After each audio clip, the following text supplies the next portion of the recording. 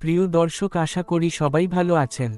বিশ্ব পরিচিতির আজকের পর্বে চলুন জেনে আসি পৃথিবীর প্রাচীনতম দেশ ইতালি সম্পর্কে। ইতালিকে বলা হয়ে থাকে স্বপ্নের দেশ। পৃথিবীর মানব সভ্যতার ইতিহাসে ইতালি তার পরিচয় দিয়েছে শুধু রোমান সাম্রাজ্যের মাধ্যমেই নয়, প্রাচীনকালে তার শিল্প ও বিজ্ঞান চর্চার প্রভাব আজও পৃথিবীতে রয়েছে এবং যতদিন মানুষ থাকবে তাকে অস্বীকার করা সম্ভব হবে না। যে দেশে বিখ্যাত শিল্পী লিওনার্দো দা ভিঞ্চি এবং মাইকেলেঞ্জেলো জন্মেছেন তার প্রমাণ মোনালিসার ছবি এখনও দিয়ে যাচ্ছে, যা লিওনার্দো দা ভিঞ্চির তৈরি। আর দূরের গ্রহ নক্ষত্রকে কাছে থেকে দেখার জন্য যে যন্ত্রটি ব্যবহার হয়ে থাকে এবং তার পিছনে যে মানুষটার অবদান আমরা চিরকাল মনে রাখব, সেই গ্যালিলির জন্ম এই ইটালিতে। মহাকাশ বিজ্ঞানে ব্যবহৃত টেলিস্কোপের উন্নতির পিছনে তার যেটুকু অবদান রয়েছে তা আজও সাধারণ মানুষ তথা বিজ্ঞানীদের কাছে অকল্পনীয়। ইটালির প্রতিটা কোণা তার ঐতিহ্য এবং শিল্প কারুকার্যের জন্য বিখ্যাত। তো চলুন স্বপ্নের দেশ ইতালি সম্পর্কে কিছু অজানা তথ্য জেনে নিই। ইটালি শব্দটি এসেছে ইতালিয়া থেকে। এর অর্থ হল ল্যান্ড অফ কাবোস। সম্ভবত প্রাচীন দক্ষিণের ইতালীয় উপজাতিদের প্রতীক ছিল ষাঁড়।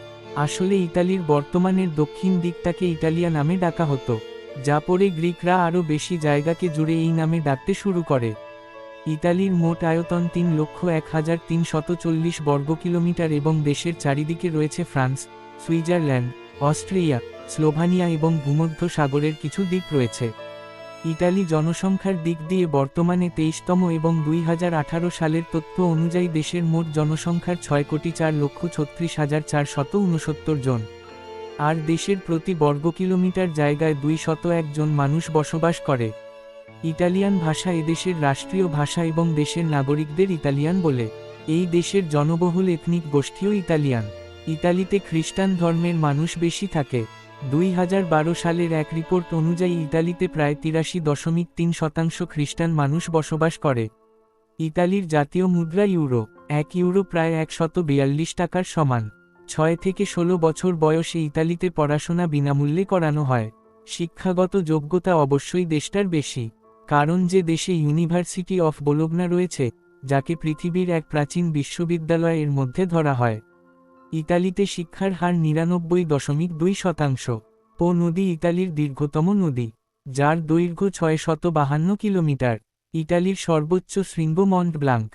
আল্পস পর্বতমালার অন্তর্গত, এর উচ্চতা 4,808.7 মিটার। ইউরোপ মহাদেশের অন্তর্গত সক্রিয় কিছু আগ্নেয়গিরির মধ্যে কয়েকটা ইতালিতে আছে, যাদের মধ্যে সবথেকে বিপদজনক হিসেবে পরিচিত ভেসুভিয়াস। এই আগ্নেয়গিরিটি এখনও ভেসুভিয়াস বেশ সক্রিয়। আর এই সক্রিয় আগ্নেয়গিরি আশপাশে রয়েছে কয়েক লক্ষ মানুষের বসতি। দেশের দ্বিতীয় দীর্ঘতম নদী টাইবার নদীর তীরে অবস্থিত প্রাচীন শহর রোম। রোম শহর ইতালি এবং তার এক প্রশাসনিক ক্ষেত্রেও রাজধানী। রোমের ইতিহাস কয়েক শতাব্দীর, যেখানে প্রাচীন বাড়িঘর এবং ভাস্কর্য পৃথিবীর আশ্চর্য নির্মাণের মধ্যে গণ্য হয়। একসময় রোমান সাম্রাজ্যের রাজধানী ছিল রোম, তাই ঐতিহাসিকদের মতে রোম শহরকে পাশ্চাত্য সভ্যতার জন্মস্থান রূপে আখ্যা দেওয়া হয়। আবার এই রোম শহরের মধ্যেই রয়েছে পৃথিবীর সবথেকে ছোট দেশ ভ্যাটিকান সিটি। রোম শহরের সৌন্দর্য যে কোনো ব্যক্তিকে মুগ্ধ করবে। এর পথে ঘাটে ছড়িয়ে রয়েছে প্রাচীন স্থাপনা এবং কারুকার্য খচিত বিভিন্ন ভাস্কর্য। আরেকটা বিখ্যাত শহর ভেনিস এই ইতালিতেই অবস্থিত। প্রায় 120টা ছোট দ্বীপ নিয়ে গঠিত এই শহর। আর এই ছোট ছোট দ্বীপগুলিকে যুক্ত করেছে 400টির মতো ছোট ছোট ব্রিজ। দ্বীপগুলির মধ্যে দিয়ে বয়ে যাওয়া ক্যানেলগুলির মধ্যে দিয়ে যাওয়ার সময় বোঝা যায় এই শহরের সৌন্দর্যটা। তাই সিনেমাতে প্রায়ই এই শহরের ঝলক আমরা দেখতে পাই। ভেনিস নামের উৎপত্তি ভেনেটি নামের এক প্রাচীন মানুষদের থেকে, যারা এই জায়গায় বসবাস করত। একসময় শিল্পীদের প্রাণকেন্দ্র হিসাবে পরিচিত এই ভেনিস শহর শিল্পকার্যের জন্য বিশ্ববিখ্যাত। একসময় ভেনিস ইউরোপের ক্যাপিটাল অফ প্রিন্টিং বলেও পরিচিত ছিল। সেখানে অসাধারণ কাচের কারুকার্যের জন্য প্রাচীনকাল থেকেই ভেনিস শহরটি পরিচিত ছিল। টিভিতে বা বিভিন্ন ম্যাগাজিনে ইতালির খাবারের চর্চা আমরা প্রায়ই দেখে থাকি, তাই তারা তাদের খাবারের জন্য গর্বিত।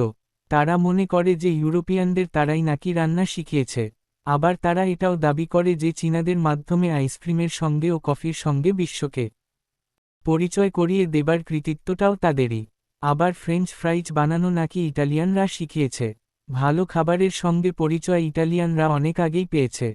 পারমেসন চিজ প্রথম তৈরি হয় পারমাতে, যা ইতালিতে অবস্থিত। ইতালিয়ান পিৎজা এবং পাস্তা এগুলি সারা বিশ্বেরই পছন্দের খাবার। বিশ্বের নামকরা গাড়ির কোম্পানি যেমন ল্যাম্বরগিনি, ফেরারির হেডকোয়ার্টারও ইতালিতে অবস্থিত। ইতালিতে অপরাধের মাত্রা অনেক বেশি, তাই এই অপরাধীরা দেশের অর্থনীতিতে বিভিন্নভাবে প্রভাব ফেলে। দুবাইয়ের মতো ইতালির পুলিশও তাদের দামি গাড়ির ব্যবহারের জন্য জনপ্রিয়। বিশ্বের দামি দামি গাড়ির কোম্পানি যেমন ল্যাম্বরগিনির গাড়ি এখানকার পুলিশ ফোর্স ব্যবহার করে। ইতালির আরও একটা শহর মিলান তার ফ্যাশন এবং ডিজাইনের জন্য প্রসিদ্ধ, তাই একে আবার বিশ্বের ফ্যাশন এবং ডিজাইন ক্যাপিটাল বলা হয়। তবে এই শহরের পরিচয় ফুটবলের জন্যও আছে। নামকরা সব ফুটবলের মাঠ এবং ফুটবল দল যেমন ইন্টার মিলান, এসি মিলান এই শহরের। আর ফুটবল এবং ইটালি এই দুটোকে আলাদা করা কঠিন, এখানকার মানুষের প্রিয় খেলা ফুটবল।